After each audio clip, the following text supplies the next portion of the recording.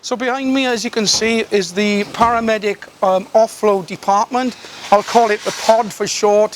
When the ambulance crews come into the actual ED department, the emergency department, if we have no space inside the hospital, they will then be offloaded in a timely manner into the pod, I'll call it, whereby there's 6 patients we can offload, releasing 6 ambulances to actually go and then respond to 999 calls. I think it's a wonderful concept and can't wait for it to actually start on the 3rd of February.